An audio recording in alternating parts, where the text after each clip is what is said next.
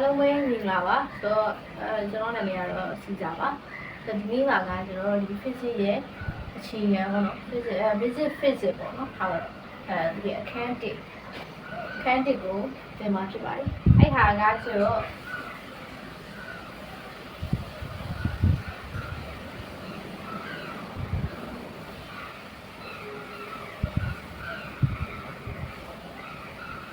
lesson 1မှာပါလဲဆိုတာသိပြီပဲဆိုတော့ဗီဒီယိုတော့မှာ lesson တစ်ခုပဲပါမယ်ပေါ့နော်။ lesson 1ကကျတော့ distance နဲ့ displacement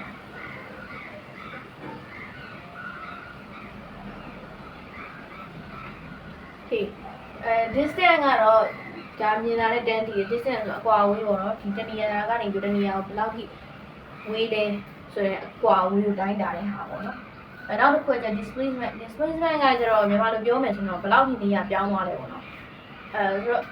ဒီကနည်းနည်းမြန်မာလိုပြန်ရလို့ရှင်နည်းနည်းလေးရောစလို့ကြောင်းနိုင်ပြီမဲ့ဆက်ပြီးတော့သွားကြည့်ပေါ့နော်။ဥပမာဒီလူလေးတစ်ယောက်ကတနေရာကိုသွားတယ်။ဒါက17မီတာလမ်းလျှောက်လိုက်တယ်ပေါ့နော်။အဲ့ပြီးတော့သူကဟုတ်သေးပါဘူးဆိုပြီးတော့3မီတာပြန်နောက်ဆုတ်လိုက်တယ်ဆိုတော့ဒီလူလေးရှိနေမယ့်နေရာဒီနေရာဖြစ်တော့သူကဒီကနေပြီးတော့ဒီကိုရောက်မယ်ပြီးသူကဒီကနေပြီးတော့ဒီနေရာကိုပြန်လာမယ်ဆိုတော့ကြည့်မယ်ဆိုလို့ရှိရင်ဒါဒီ position A B C ပေါ့နော် Okay ဆိုတော့ဒီလူလေးသွားလိုက်တယ်17မီတာဆိုတာဒီ distance ပြီးရင်ဒီဘက်ကိုပြန်သွားလိုက်တယ်3မီတာဆိုတာလေ distance ပြောလို့ရှိရင်သူသွားလိုက်တဲ့အကွာအဝေးပေါ့နော်အဲ့တော့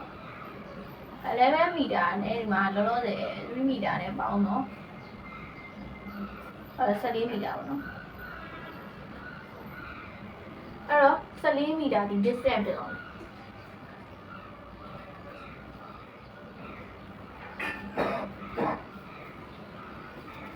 ပြောလို့ရှိရင်သူသွားလိုက်တဲ့အကွာအဝေးပေါ့နော်သူဘယ်ကိုသွားတယ်ဆိုတာအရေးမကြီးဘူးသူဘယ်လောက်သွားတယ်ဆိုတော့တိုင်းတာလားဆိုတော့အကွာအဝေးကိုတိုင်းတာတော့ distance ဖြစ်သွားတယ်ဆိုတော့11မီတာလည်းပါတယ်ဒီဘက်ကသူပြန်ခောက်လာတယ်3မီတာလည်းပါတယ်ပေါ့နော် Okay အဲ့တော့တစ်ချက်ကြည့်ရမှာကဒီလူလေးကဘယ်လောက်ထိနေရာပြောင်းသွားတယ်ဆိုတော့ဘယ်လောက်ထိနေရာပြောင်းသွားလဲကိုကြည့်ရမှာဖြစ်တဲ့အတွက်ကြောင့်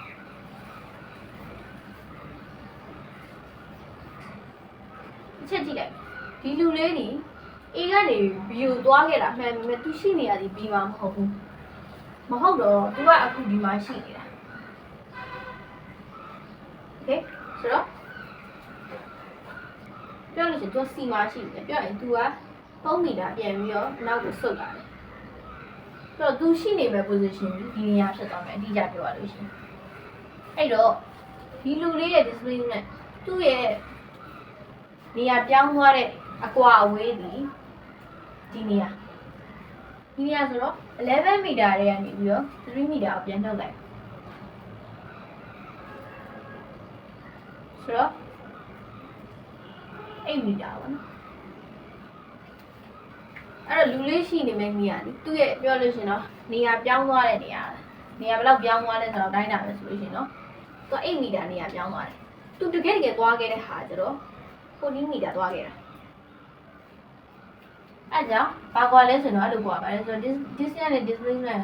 တူလားဆိုတော့မတူပါဘူး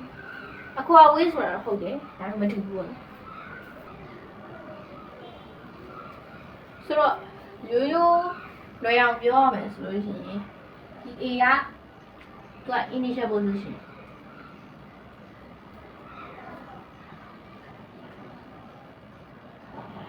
initial position ဆိုတာမူလနေရာပေါ့နော်မူလသူရှိတဲ့နေရာပြောရင်တော့စမှတ်ပေါ့နော်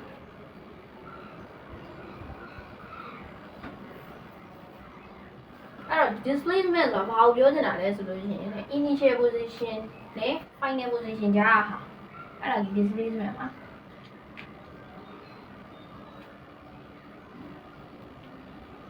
နောက်ဆုံးရောက်နေတဲ့နေရာပေါ့နော်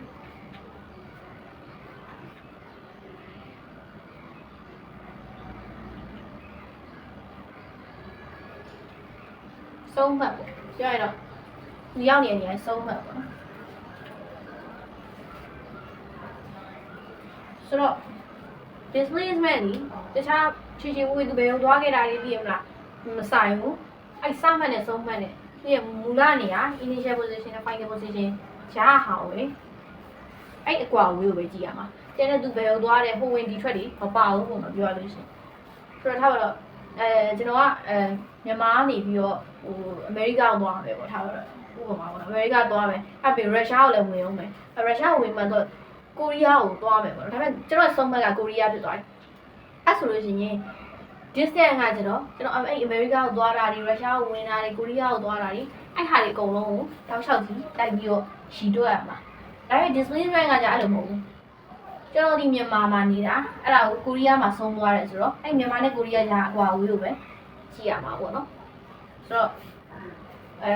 လောလောဆယ်ကြီးတော့ရိုးရှင်းပါလေဒီနေရာမှာဒီ displacement ကိုလိုချင်လို့ရှိရင်သူ့ရဲ့ formula ကကျတော့formula ပဲဆိုကြပါလို့ပေါ့နော်သူ့ရဲ့ formula ကကျတော့ final position ဒါ PF ဆိုတာ F က final ပေါ့နော် P ဆိုတာကကျတော့ position ပေါ့နော်ဆိုတော့ final position and now initial position ပေါ့နော်ဆိုတော့အဲ့ final position နောက်ဆုံးဆုံးမှတ်အကွာအဝေးထားပါတော့ဒီကနေပြီးတော့ဒီထီကတော့ထားပါတော့100မီတာဝေးပါတယ်ဆိုလို့ရှင်ဒါဒီ0ဒါဒီ100ပေါ့အဲ့ဆိုလို့ရှင်အဲ့ဒီဆုံးမှတ်ထဲကနေပြီးတော့စမှတ်ကိုနှုတ်ရမှာစမှတ်ကတော့သူ0လည်းဖြစ်ချင်းဖြစ်မယ်28လည်းဖြစ်ချင်းဖြစ်မယ်ဖြစ်ချင်းတဲ့ကဏ္ဍဖြစ်အဆိုင်ပေါ့နော်ဆုံးမှတ်ထဲကနေစမှတ်ကိုနှုတ်လို့ရှိရင်ခုနပြောတဲ့ displacement ရရပေါ့နော်ခုနဆိုလို့ရှိရင်ကြာခဲ့တဲ့ဟာကျတော့ final position က8မီတာသူရဲ့စတဲ့ position initial position ကကျတော့0ဆိုတော့နှုတ်လိုက်တော့8မီတာဆိုတော့သူရဲ့ displacement က8မီတာဆိုလို့ဖြစ်တယ်ပေါ့နော်ဆိုတော့ဒီနေရာမှာကပြောလို့ရှိရင် distance နဲ့ displacement မှာကခုနပြောသလိုဆိုတော့သူရဲ့ကွာခြားချက်ကိုသိသွားပြီdistance ဆိုတာကဒီသူသွားတဲ့နေရာမှန်သမျှပါတယ်ကိုယ်ဝိုက်ပြီးသွားမဆိုင်သွားလဲပါတယ်ပေါ့နော်ဒါပေမဲ့ displacement မှာကသူနောက်ဆုံး final ရောက်နေတဲ့နေရာကိုပဲကြည့်ရအောင်ပေါ့နော်ဆိုတော့အဲ့ဒီကတော့သိသွားပြီဆိုတော့ဒီနှစ်ခုကြားမှာဘာတွေကွာလဲဆိုတာကိုတစ်ချက်ကြည့်ကြမယ်ပြောလို့ရှိရင်သူတို့ရဲ့ဆက်သွယ်ချက်အနေနဲ့ကကျတော့ဒီလိုပဲသုံးတာပေါ့နော်ဒီနှစ်ခုလုံးကဒီလိုပဲသုံးတာအဲ့နေရာမှာကွက်ကိုပဲနားလည်အောင်ကြည့်ရအောင်ပေါ့ဆိုတော့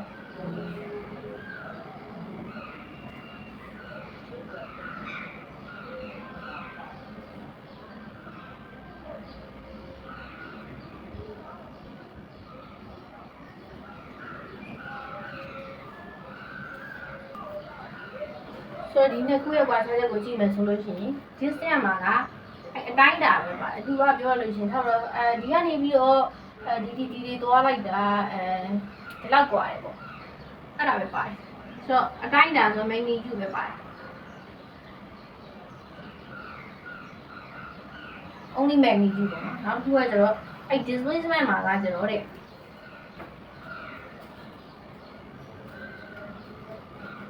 magnitude သူ့ရဲ့အတိုင်းအတာအဝေးပေါ့နော်အကွာအဝေးရဲ့သူ့ရဲ့အတိုင်းအတာ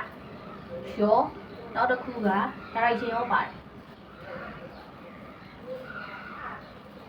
ပြောလို့ရှိရင်သူ့ရဲ့ဥတီတဲ့နေရာရောပေါ့နော်ဒါဆိုလို့ရှိရင်အရှိကိုဥတီတယ်ဆိုအရှိကိုဥတီတယ်အနောက်ကိုဥတီတယ်ဆိုအနောက်ကိုဥတီတယ်ပေါ့နော်ဆိုတော့ပြောရလို့ရှိရင်ဒီရှေ့နောက်တောင်မြောက်ရှိတယ်ဆိုလို့ရှိရင်အရှိအနောက်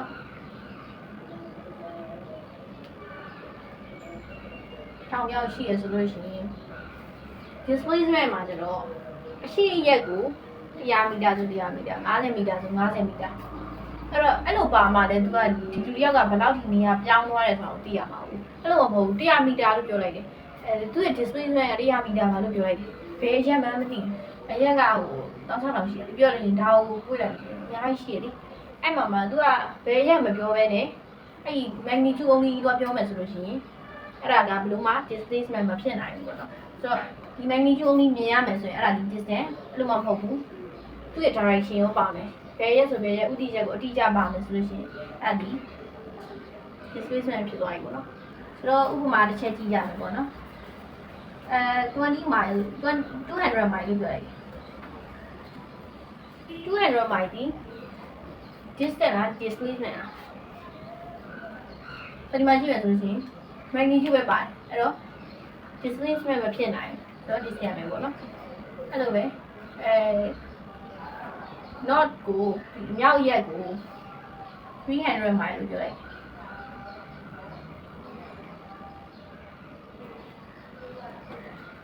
အဲ့ဆိုလို့ရှိရင်မြောက်ဆိုတဲ့အတိအကျ direction ပါသွားပြီဆိုတော့ displacement ဖြစ်သွားပြီပေါ့နော်ဆိုတော့